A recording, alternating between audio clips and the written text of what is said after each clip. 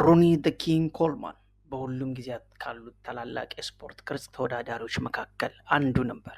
ለ8 ተከታታይ ዓመታት የሚስተር ኦሎምፒያ ማዕረጎችን በማሸነፍ ብቸኛ ያደርገዋል። ነገር ግን ሮኒ በተሽከርካሪ ወንበር ላይ ያለበት ፎቶዎች መሰራጨት ከጀመሩ በኋላ ይህ ክብርና ደረጃ ማንም ሊገምተው ከሚችለው በላይ ዋጋ እንዳስከፈለው መመስከር የሚያስችል ነው። ሮኒ ዲ ኮልማን በ1964 በሞንሮ ሉዚያና ተወለደ።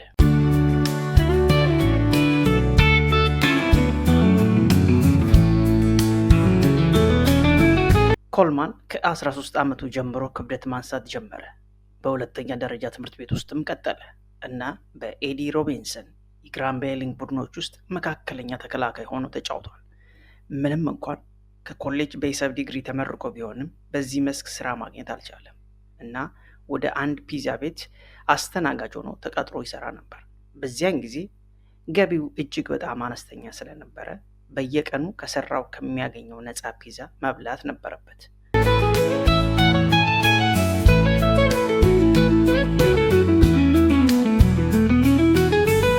1989 በተጨማሪ ገንዘብና የተሻለ ስራ ለመፈለግ በፖሊስ መኮንን ሆኖ ተቀጠረ። በዚያ ጊዜ ሮኒ ቀድሞውንም ፈርጣማ ተክለ ሰውነት የነበረው ስለነበረ ነገር ግን በፖሊስ ኃይል ውስጥ ያገኘው ጓደኛው የህይወቱን አቅጣጫ እንዲቀይር አስችሎታል። ጓደኛው ሮኒን ወደ ብሪያን ዶብሰን የአማተር የሰውነት ቅርጽ ተወዳዳሪ ማሰልጠኛ ወደ ሆነው ሜትሮፍሌክስ ጂም ጋበዘው። ብሪያን ለሮኒ 1990 የቴክሳስ ሰውነት ቅርጽ ትርኢት ላይ እንዲሰለጥን ፈቀደለት። ለሮኒም የነፃ የጂም አባልነት ሰጠው። በአርሊንግተን በሜትሮፍሊክስ ጂም ውስጥ ለሮኒ ኮልማን ስልጠና ተሰጠው። እንደሚባለው ከዛ በኋላ ታሪኩ ሀ ብሎ መጻፍ ጀመረ።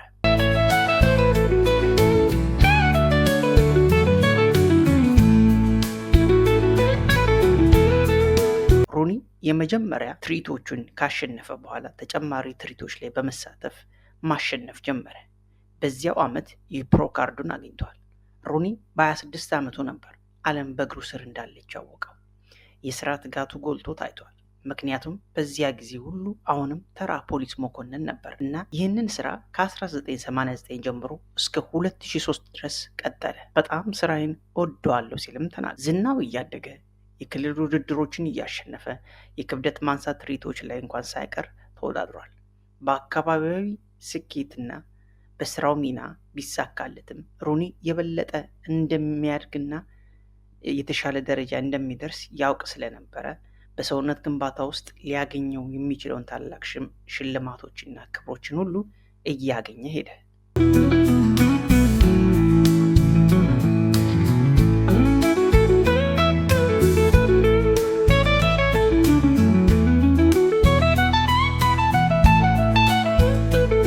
ለሰባተኛ ጊዜ 7 ተከታታይ ዓመታት ሊሃኒ ማስተር ኦሎምፒያ ሆነ። የማስተር ኦሎምፒያ ዋንጫ መያዝ ማለት እኩዮቹ መካከል ከፍተኛ ደረጃ ማግኘት ማለት ሲሆን ይህን ዋንጫ በቀድሞ ታላላቅ እንደ አርኖልድ ሸዋርዜነገር እና ሊሃኒ ያሉት አሸንፈውታል። ብዙ ሰዎች አንድ የሆነ ዋንጫ ለማሸነፍ ወይንም ቢያንስ ለመወዳደር ይመኛሉ። ነገር ግን 8 ጊዜ ተከታታይ ማሸነፍ ያ እስከ ሮኒ እስኪመጣ ድረስ ተሰምቶ አይታወቅም ነበር።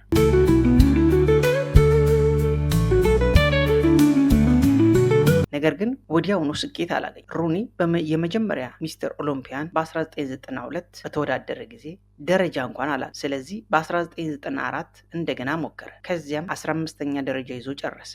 ከዛ በሚቀጥሉት 3 ዓመታት በቅደም ተከተል 10ኛ፣ 6ኛ እና 9ኛ ደረጃ ይዞ አጠናቀቀ። ሮኒ በነገሩ ትንሽ የተበሳጨ ቢሆንም ግን ተስፋ አልቆረጠም።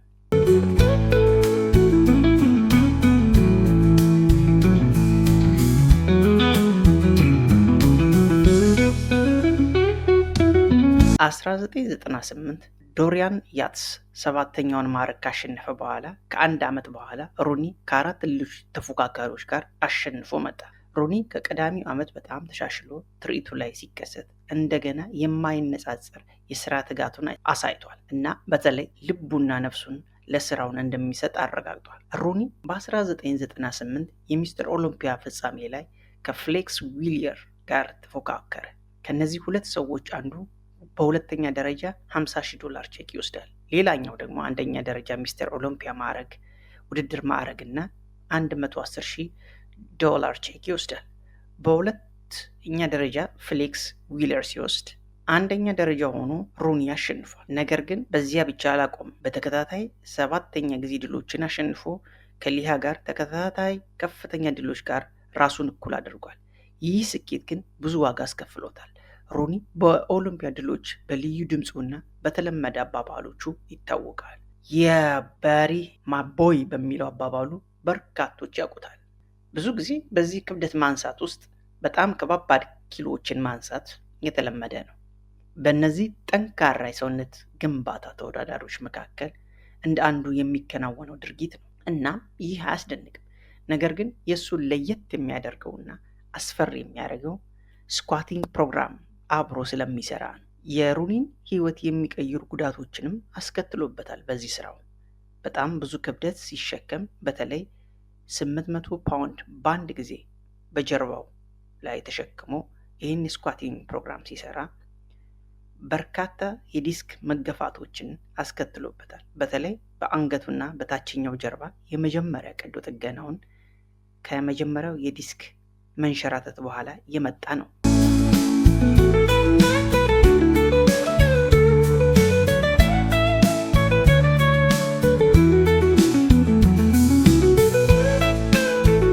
ከፍተኛ የመፋፋቅ ድምፅ ነበረው፣ ልክ እንደ ጥይት መተኮስ ድምፅ መሰል። ሩኒም ምንም እንኳን በህመም ውስጥ ቢሆንም እሱ ግን ክብደት ማንሳቱን ቀጠለ።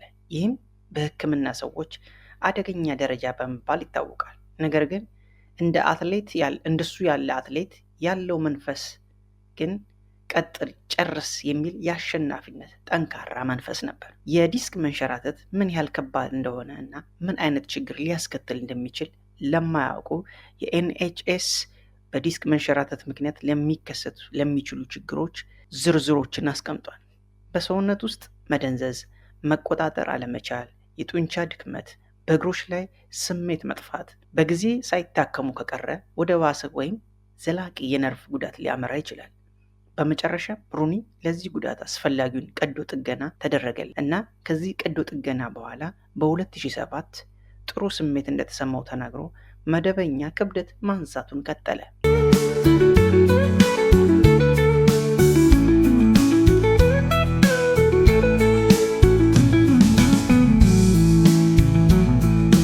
ለተወሰነ ጊዜ ጥሩ ነበር። ወደ ስኳት እና ወደ ሌሎቹ ድርጊቶቹ ተመለሰ። ይህም ሩኒን ከምንም ጊዜ በላይ ትልቅ ስህተት የሰራበት ጊዜ ነበር። ከ1 ወይም ከ2 ዓመት በኋላ በተመሳሳይ ቦታ እንደገና የጀርባ ችግር ገጠመው። ተመሳሳይ አይነት ቀዶ ጥገና እንደገና ተደረገለት እና ሩኒ ከዚህ በኋላ ሁሉም ነገር ወደ ታች መሄዱን ይናገራል። ዲስክ ለመጀመሪያ ጊዜ ሲገፋ ሌላ ዲስክ የመንሸራተት ዕድል በከፍተኛ ሁኔታ ይጨምራል። ይህም በሩኒ ላይ በትክክል የተከሰተው ነገር ነው። ዲስኮች በራሳቸው መውጣት ጀመሩ። የመጀመሪያ ጊዜ ዲስኩ ሲገፋ እንደ ተከመሩ ቆርቆሮች አንዱን ስታወጣ ከጥቂት ጊዜ በኋላ ሌሎችን መውደቅ ይጀምራሉ ብዬ አስባለሁ። እነዚህ ጉዳቶች ቢያጋጥመውም ሩኒ የቀዶ ጥገና ሐኪሞችን ትሬኒንጉን እንዲያቆም የሰጡትን ምክር ችላ ብሎ ትሬኒንጉን ቀጠለ። በጀርባው ላይ ብዙ ቀዶ ጥገናዎችን ስላደረገ መላ ጀርባው ሙሉ በሙሉ እንደ አሮጌ ጫማ ስፌት የበዛበት ነበር። ከነዚህ የጀርባ ቀዶ ጥገናዎች በተጨማሪ አሁን በጀርባውና በአንገቱ ውስጥ ብዙ መሳሪያዎች አሉ። ሰውነቱን አንድ ላይ ለማዘዝ ጎታች ብሎኖችና ዘንጎች አሉ። በጀርባው ላይ ባለው ጉዳት ምክንያት 2 ሙሉ የዳሌ መተካት ቀዶ ጥገናዎችን ማድረግ ነበረበት። እነዚህ ሁሉ መሳሪያዎች በጀርባው ላይ ያሉትን ነርቮች ላይ ጫና በመፍጠር ሩኒን ከባድ ህመም አስከትሎበታል። ሁሉም መሳሪያዎች ከነርቮች ጋር የተነካኩ ናቸው። አዎ መሳሪያዎቹ ማለትም ነርቮ ላይ የተጫኑ ናቸው ማለት ነው።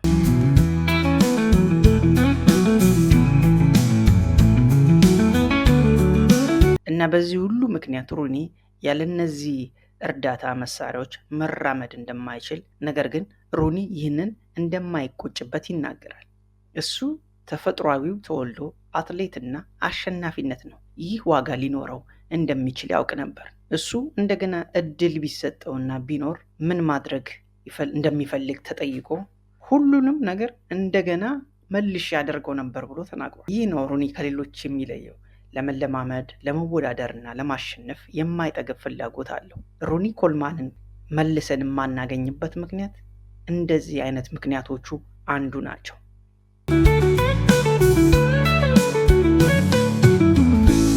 በመቀጠል ሩኒ ለአንድ ቲቪ ጣቢያ ሲናገር ታውቃለህ፣ በእውነት የምትወደውንና የሚያስደስትህን ነገር ስታደርግ ያንን ስሜት መጠበቅና መያዝ ያስደስታል። ስለዚህም በእውነት ምንም ይሁን ምን እንደሚሰማ ታውቃለህ፣ እሱ ስሜት ነው እኔን የሚያስደስተኝ። እርግጥ ነው አሁንም በህመም ውስጥ ነኝ እና ያ ሁሉ ነገር ግን የምወደውን እስካረኩ ድረስ እኔ ደህና ነኝ ሲል ተናግሯል። ለዛሬ ያዘጋጀንላችሁ ይህን ይመስላል። እንደተለመደው ላይክ እና ሰብስክራይብ እያደረጋችሁ በቀጣዩ በሌላ ቪዲዮ እስከምንገናኝ ቸርን ሰንብት። መልካም ቆይታ